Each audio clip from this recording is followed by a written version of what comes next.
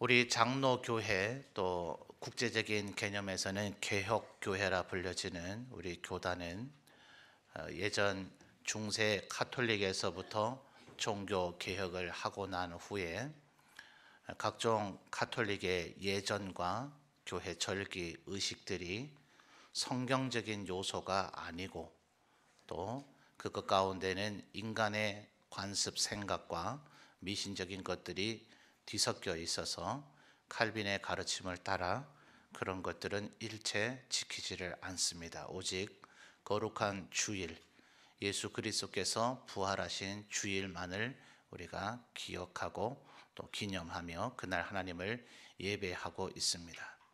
그러나 주님께서 이 부활하신 그 날로부터 일주일 전인 바로 오늘 종려 주일로부터 시작을 해서 이 한 주간의 고난 주간은 예수님께서 그 부활의 날을 위하여 어떠한 발걸음들을 걸어가셨는가를 추적하는 또 기억하고 또 묵상하는 그러한 일들을 해오고 있습니다.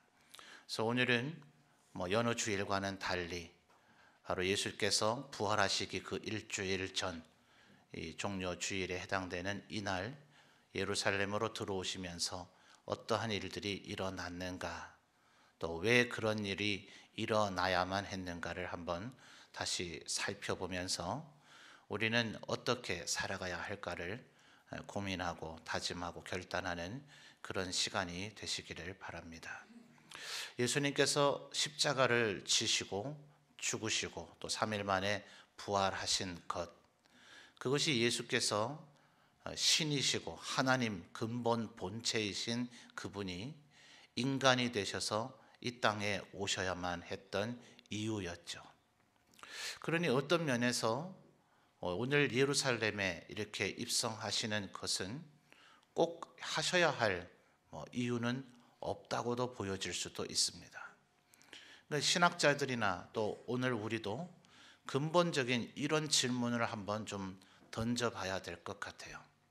왜 예수께서는 일주일 전에 이런 모습으로 예루살렘에 입성을 하셔야만 했을까? 굳이 예루살렘에 미리 입성 안 하셔도 되죠. 또 입성하셔도 보다 좀 더 조용히 입성하셔도 되죠. 우리가 복음서를 살펴보면 이미 예루살렘의 대제사장들이나 바리새인 사두개인들이 예수님에 대한 미움과 증오가 극에 달해서 예수님을 붙잡으려고 잡아서 죽이려고 하는 시도는 이미 이날 이전부터 진행되어지고 있었습니다. 그러니 예수님의 주요 근거지는 유년 시절은 나사렛이고 장성하셔는 가버나움, 다 갈릴리 권역이거든요. 북부의 갈릴리 지방에 살고 있다 하니 평상시에는 이 남부 지역 예루살렘에 오실 이유가 없죠. 그래서 명절 때 나타나면 잡자, 이런 것을 그들이 의논하고 있었는지라서 지금 명절인데 요번에는 안 왔는가, 이렇게 예수님을 찾다가 성전에 나타나 계신 예수님을 뒤늦게 발견하고 논쟁이 벌어졌다, 이런 게 복음서에 기록이 되어져 있단 말이죠. 그러면 이 마지막 십자가를 지시기 일주일 전에도 예수님 얼마든지 그렇게 등장하실 수 있잖아요. 아무도 모르게 은밀한 가운데 예루살렘으로 들어가셔서 성전에 나타나셔서 어차피 예수께서 진리의 말씀을 가르치시는 것이 그분의 주된 사역이라 그분께서도 말씀하셨으니 그렇게 그냥 조용히 은밀히 들어오셔서 예루살렘 성전에서 강론을 행하셔도 되잖아요. 근데 왜 예수님께서는 지금 이러한 모습으로 이렇게 예루살렘을 입성하셔야만 했는가? 그래서 어떤 면에서는 현대적으로 볼 때 정말 거대한 일종의 퍼포먼스라고 해도 과언이 아닐 겁니다. 이건 정말 어울리지 않는 모양이거든요.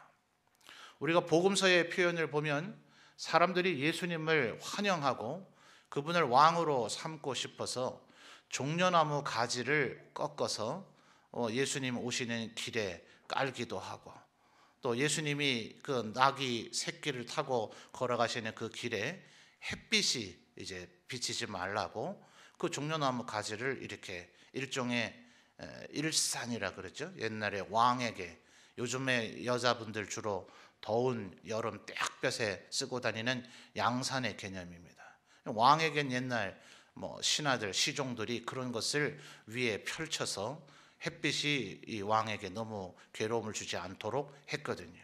그러니까 종려나무 가지를 하고, 또 사실은 이 시대의 사람들은 거의 다 단벌 신사였기 때문에 겉옷을 단보로 잡는다 하더라도 해가 떨어지는 추운 시간이 되기 전에는 그 돈을 갚지 않았을지라도 돌려주라고 예수님께서 삶의 강령을 얘기하실 때 이야기를 하실 정도였어요.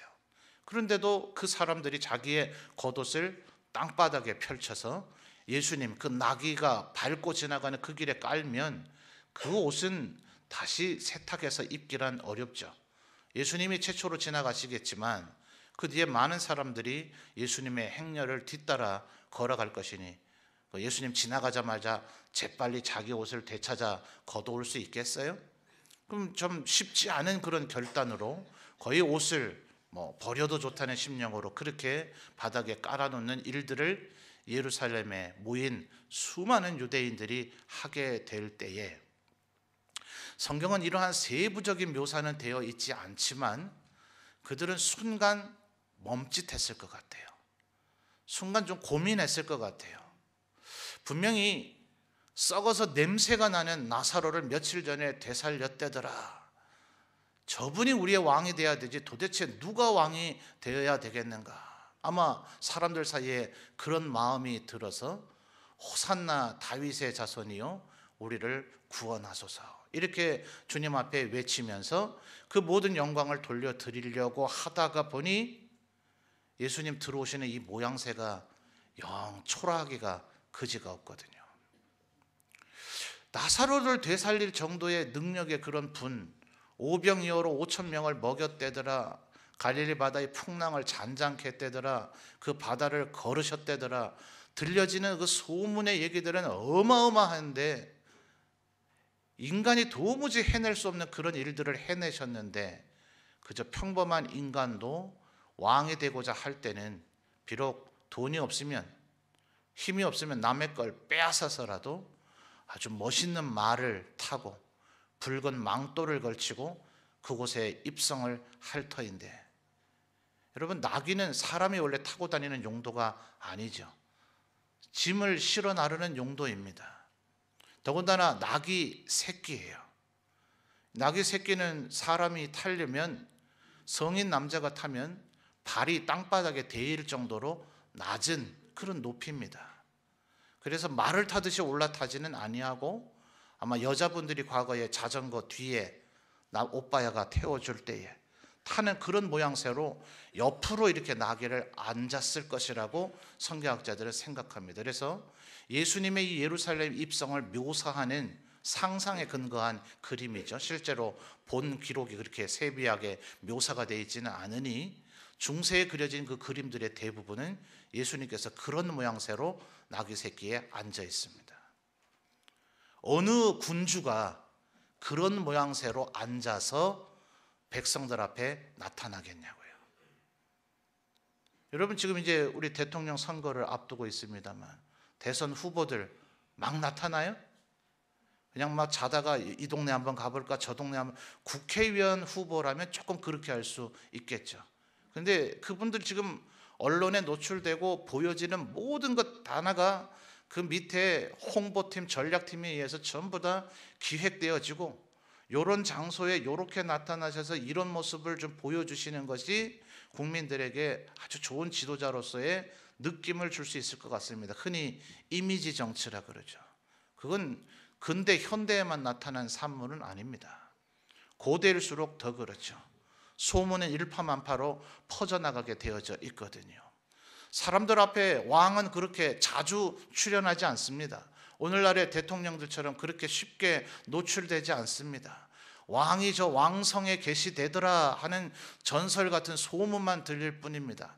평생 가도 왕의 얼굴을 한번 볼까 말까입니다. 그 백성들 앞에 나타날 때는 왕은 평범한 인간이 아닌 듯이, 마치 신의 버금가는 존재인 듯이 아니면 신과 인간의 중간 존재점은 되는 듯이 그런 위엄과 권위를 갖추면서 그 권위와 위엄을 표현하기 위한 온갖 방법들을 다 동원해야죠. 그래서 모든 나라의 왕들을 보십시오. 아주 그냥 큰 가마, 연이라 그러죠. 임금이 타고 다니는 건 아예 가마라고도 부르지 않고 다른 용어인 연이라고 해서 그 연 자체, 그 무게 자체가 사람 수십 명이 들지 않고서는 들 수 없는 그런 어마어마한 큰 것을 만들어서 그 위에 왕이 타고 다녀서 모든 백성은 쳐다보지조차 못하게 만들어야 그 왕에 대한 경외심, 두려움이 생겨지도록 되어져 있는 거예요. 그러니까 이 예루살렘에 있는 사람들이 얼마나 놀랐을까요? 예수께서 지금 예루살렘으로 올라오신 되더라 보이지 않잖아요. 저기 지금 아마 이 예루살렘은 고지대에 있으니까 그 성 밖에서 성 안으로 들어오는 것이 이렇게 상부로 위로 올라가는 모양새로, 그러니 성 안에 있는 사람들은 그 성문 쪽을 바라보면서 예수님의 모습이 아직 보이지 않다가 서서히 예수님이 밑에서부터 솟아오르듯이 예수님이 보이기 시작했을 거예요. 그때 나타나신 예수님의 모습은 상상과 너무나 다른 거죠. 최소한 이때 당시에 예루살렘 사람들이 너무나 쉽게 익숙하게 봤던 그 로마의 총독 혹은 천부장, 백부장만 하더라도 그들은 번쩍번쩍 빛나는 갑옷을 입고 그 갑옷 위에는 붉은 망토를 걸치고, 가능하다면 천부장이나 백부장 정도는 그렇게까지 하기가 쉽지 않겠죠. 왜냐하면 갈색 말은 흔하지만 하얀 백마는 그렇게 구하기조차가 쉽지 않으니까요. 총독 정도는 돼야 백마를 타고 하얀 말을 타고. 그래서 여러분, 스가랴서나 계시록에 그 언급되어지는 최후의 심판자의 모습을 보십시오. 백마를 타고 나타나시도록 묘사가 되어 있습니다. 다 이런 그 권위의 배경 속에서 그런 이미지가 나오는 거예요. 그러니 아마도 일반적인 상식에서는 최소한 하얀 말, 백마는 타고 갑옷, 번쩍번쩍 빛나는 옷은 입고 그 다음에 붉은 망토 정도는 걸쳐줘야 이게 왕으로서의 최소한의 어떤 격식과 예식인데, 예수께서는 너무나 초라하게도 평상복을 입으신 채 나귀 새끼를 타고 너무나 초라하게 입상하시더라 하는 거예요. 제자들 중에는 그런 생각이 들지 않았을까요? 이러시려면 아예 하시지 마시지, 뭐하러 이런 모습을 백성들 앞에 보여주실까요? 예수님께서는 제자들에게 가서 나귀 새끼를, 한 번도 사람 아직 태우지 않은 나귀 새끼를 구해 오라 그러셨죠. 근데 뭐 때문에, 누구에게 어떻게 미리 말씀이 계셨는지, 아니면 예수님의 말씀이 전달되는 순간 권능과 능력이 역사하신 것인지, 주께서 쓰시겠다 하라, 그러면 줄 것이다 라고 이런 기이한 방법을 통해서 나귀 새끼도 구해 왔잖아요. 철저히 예수님에 의해서 의도되고 준비되고 기획된 이 모습이라는 거죠. 그러므로 우리는 이 분의 이 모습을 살펴보면 살펴볼수록, 생각하면 생각해 볼수록, 그림을 그려보면 그려볼수록 예수님 이걸 왜 하셨을까? 왜 이렇게 하셨을까? 하는 모습을, 그런 질문을 우리가 던져보지 않을 수가 없습니다. 예수님은 왜 예루살렘에 이렇게 입성하셔야만 했을까요? 여러분, 오늘 우리가 읽었던 9절 말씀을 보시죠. 9절 말씀을 보시면 시온에 따라 크게 기뻐할지어다, 예루살렘에 따라 즐거이 부를지어다. 보라, 네 왕이 네게 임하시나니. 자, 그분이 누구세요? 지금 읽었잖아요. 보라, 누가 임하신다고요? 네 왕이 임하시나니. 여러분, 십자가엔 누가 달립니까? 왕이 달리나요? 아니요, 왕이 달리지 않습니다. 왕은 절대로 그렇게 죽이지 않습니다. 아니요, 왕은 가능한 안 죽입니다. 왜냐하면 나도 왕이기 때문에 내가 다른 왕을 그렇게 죽이면 왕을 죽여도 되는구나 라고 생각할까 봐 왕들은 다른 왕들을, 그 나라를 멸망시켜서 통합을 시켜도 왕은 절대로 죽이지 않습니다. 왕은 죽는 방법조차도 평범한 인간과는 다르다고 느껴지도록 만듭니다. 그래서 절대로 왕은 십자가에 달려 죽이지 않습니다. 예수님께서 십자가에 달려 죽으시는 순간 백부장도 얘기하고 헤롯도 얘기하고 빌라도도 얘기하고 모든 사람들이 다 이 사람은 죽을 죄를 찾지 못한다, 이 사람 왜 죽어야 되는가라고 평가되는 것이 분명한 평가이지만, 예수님께서 십자가에 달리시는 순간 로마인에 의해서 십자가에 달려 죽이는 자는 최소한 반역을 저지른 자이고 로마 사회를 극도로 위험에 빠뜨렸던 자이고, 더군다나 로마 시민도 아닌 그런 사람들만 그런 방법으로 죽였단 말이에요. 그래서 바울 사도가 고린도에 보낸 편지에서 뭐라 그럽니까?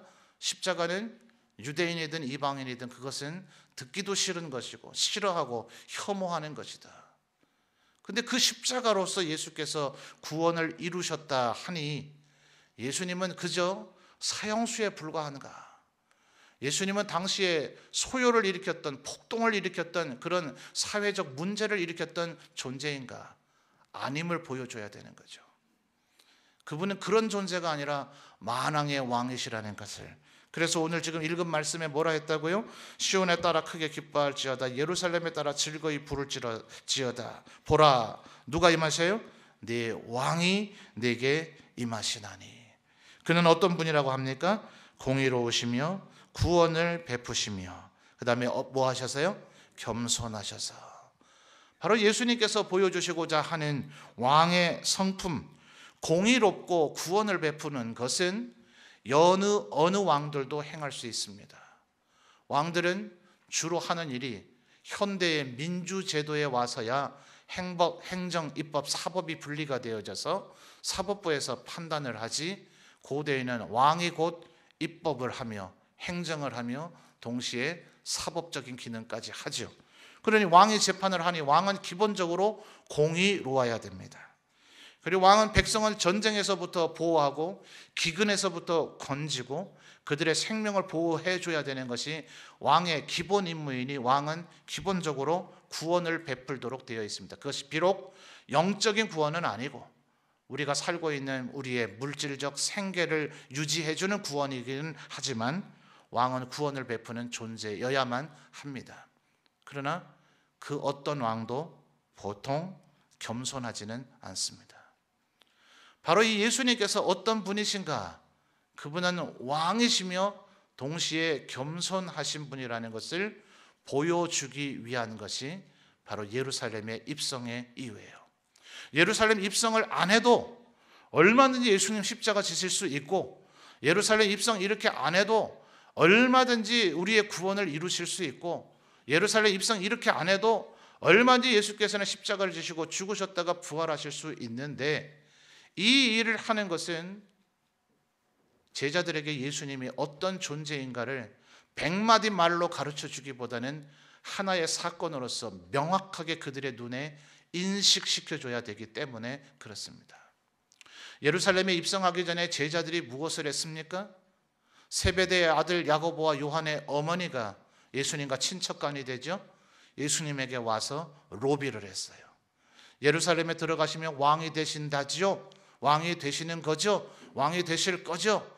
그러면 제발 제 아들들 야고보와 요한을 제일 높은 자리에 세워주세요. 그렇게 해주실 거죠, 예수님?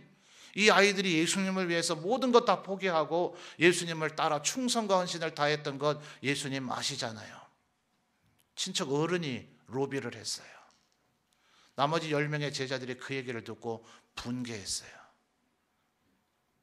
요즘 말로 하면 뭐예요? 최순실이가 뭐 이렇게 말한 셈 아니겠어요? 왜 지 아들들만 세워달라 하는가? 베드로부터 열받지 않았겠어요? 나는 예수님을 위해서 얼마나 더 헌신했는데 나머지 10명의 제자들도 분개했더라. 12명이 동시에 싸움이 벌어졌더라. 누가 우리 중에 제일 높은 자냐? 예수님이 왕이 되시면 제일 높은 자리를 차지해야 될 자는 누구이냐? 그들 사이에 다툼이 벌어졌더라.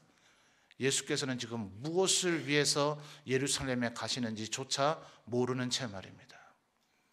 예수님 끊임없이 얘기하셨습니다.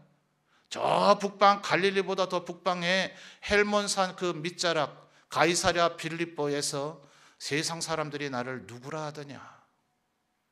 나라는 존재가 도대체 어떤 존재라고 하더냐?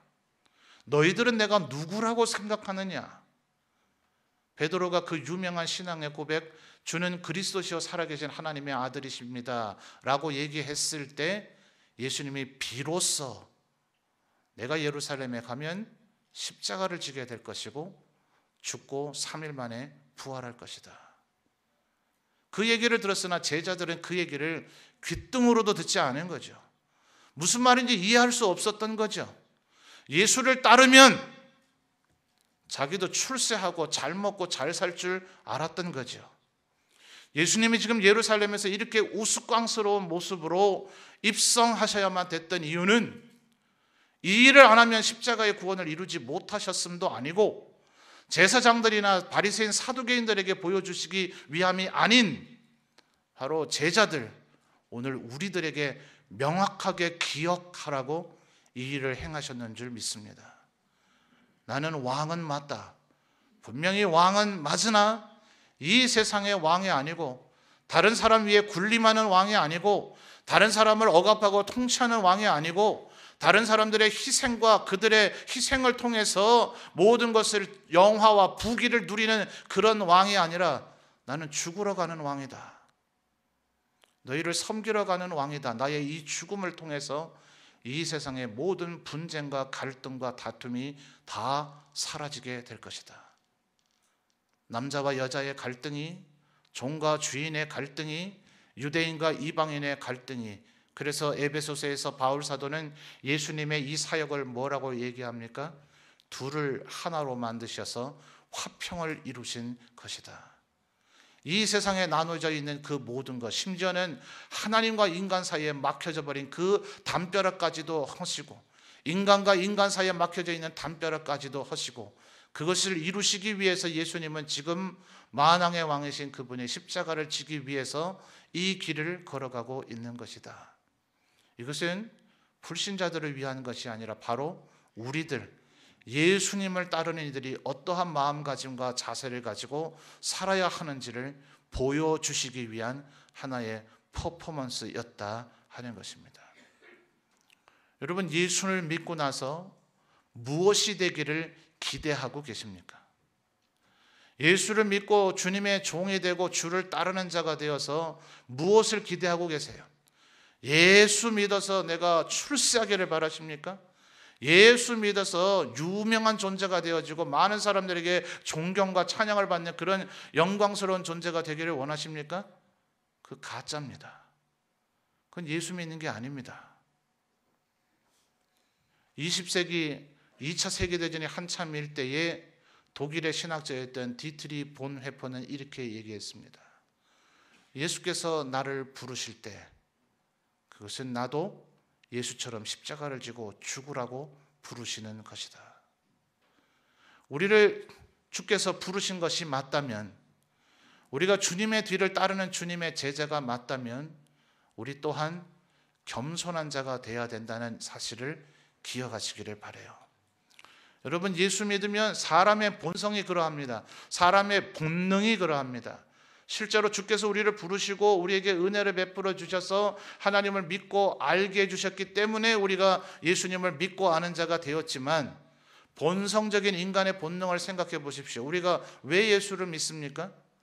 하나님이 너무나 감사해서요? 하나님께 영광을 돌리기 위해서요? 아니요. 여러분 스스로 홀로 고요히 있는 가운데 여러분 스스로에게 질문을 던지고 여러분의 대답을 한번 찾아보십시오. 우리의 저 10년 깊숙한 저 깊은 곳에 아무도 모르는 그 감춰져 있는 그곳에 실상은 우리가 예수 믿는 이유는 우리가 복받기 위함 아닙니까? 우리가 구원받기 위함 아닙니까? 우리의 인생에 건강을 얻고 재물을 얻고 명예를 얻고 우리의 자녀손 대대손손이 다 잘 되기를 바라는, 결국은 나를 위해서 예수 믿고 있지 않느냐 말이에요. 진정으로 예수를 따르는 자가 되려면 우리가 잊어버리지 말아야 되는 것은 무엇인가? 나만을 위해서 예수 믿는 사람이 돼서는 안 된다는 것을 예수님께는 지금 보여주고 계신 겁니다. 예수님은 어차피 지금 며칠이 지나면 예수님은 하나님의 그 구속의 경륜에 따라, 하나님의 섭리를 따라 이 길을 걸어가실 거예요. 굳이 이렇게 예루살렘 성을 이렇게 요란스럽게 이상한 모습으로 퍼포먼스로 입성하지 않으셔도 주님이 하셔야 할 그 일, 십자가를 지시고 우리의 구원을 이루시는 그 일은 다 하실 거예요. 그런데 예수께서 그렇게 십자가의 구원과 부활을 이루시고 나서 승천하신 이후에 제자들이 멍청한 존재들이 되면 어떡하나요? 제자들이 예수께서 왜 이 일을 했는지를 전혀 이해하지 못하면 어떡하나요? 너희는 나를 누구라 하느냐 하는데도 불구하고, 나는 이제 이 예루살렘에 올라가면 십자가를 지고 죽는다고 하는데도 불구하고, 방금 전에 그리스도시요 주는 하나님의 살아계신 아들입니다라고 얘기했던 베드로가 안 됩니다 예수님, 그 정도가 아니라, 만류하는 정도가 아니라, 예수님께 사정하는 정도가 아니라, 성경의 원문은 예수님을 책망했다 그랬어요. 굉장히 재현해서 설명하기가 어려운 무례한 표현을 한 겁니다. 마치 말하자면 예수님에게 당신 정신 있나? 우리가 뭐 때문에 당신을 따르고 있는데 뭐 어째 죽는다고? 왕이 돼야 될 거 아니야. 왕이 돼서 권세를 누리고 우리에게도 한 자리씩 떼줘야 될 거 아니야. 말하자면 베드로 속에 이런 생각이 있었던 거예요. 그래서 예수님이 죽는다는 얘기를 그들은 용납할 수 없었고, 실제로 십자가에 달리실 때까지 그들은 예수님께서 죽으신다, 십자가에 달려 죽는다, 죽어서 3일 후에 부활한다는 그 얘기는 그 어느 한마디도 귀 속에 머릿속에 남아있지 않았어요. 그래서 허망했고 그들은 도망갔고, 어떻게 이런 일이, 왕이 되실 이분이 어떻게 붙잡혀서 어떻게 채찍에 맞고 어떻게 십자가에 달려, 우리도 자동적으로 이제 지명 수배자가 됐네, 우리도 반역자에게 동조한 자가 됐네, 우리도 자동적으로 십자가에 달려 죽을 자가 됐네. 그들은 겁을 집어먹고 도망가는 자들이 되어져 버렸어요. 왜요? 그들은 출세하기를 원했으니까. 예수 믿는 이 길은 십자가의 길이고, 같이 예수님처럼 죽는 길이고, 예수님처럼 죽어서 이 세상에 화평과 평화를 이루어야 되는 길이라는 것을 그들은 놓쳐버리고 예수 믿고 복 받겠다는 생각만 남아 있었기 때문에 그들은 그렇게 허망한 행동들을 할 수밖에 없었습니다. 여러분, 이 종료주의를 맞이하면서 기억하십시오. 예수님께서는 왜 이 세상에 오셨는가? 그분은 왜 인간이 되셨는가? 왜 나 대신 죽으셔서 우리를 되살려 내셨는가? 그리고 그분이 우리에게 그 후에 하신 부탁이 무엇인가? 너희도 너희 십자가를 지고 나를 따르라. 우리도 예수님처럼 예루살렘에 이렇게 입성하는 여러분이 되었으면 좋겠습니다. 이 세상에 평화를 전하는 왕과 같은 권위 있고 능력 있는 자가 되십시오. 이 세상에 불의에 휩쓸려 다니는 종과 같은 존재로 살지 마십시오. 이 세상에 죄악이 벌어질 때 왕과 같은 권위와 권세로 그 죄악은 이제 중단되어져야 마땅하다, 하나님 앞에 공의와 의로움이 행해져야 된다라고 선포하는 자가 되십시오. 그러나 폭력적인 자가 되지 마시고 겸손한 자가 되십시오. 주님처럼 죽는 자가 되십시오. 우리도 또한 우리의 자리에서, 여러분이 살아있는 그 각자의 삶의 현장에서 희생하고 양보하고 죽을 때 그곳에 이방인과 유대인을 하나로 만드셨던, 남자와 여자를 하나로 만드셨던, 종과 주인을 하나로 만드셨던 예수 그리스도의 화평의 소식이 그곳에서도 또한 재현되어질 줄 믿습니다. 그러므로 진정으로 예수 그리스도를 따르는 자들이 있는 곳, 그곳이 천국이 되어지는 줄 믿습니다. 여러분도 예수 그리스도처럼 이와 같이 살아가시기를 다시 한번 다짐하고 결단하시는 오늘 이 시간이 되시기를 바랍니다.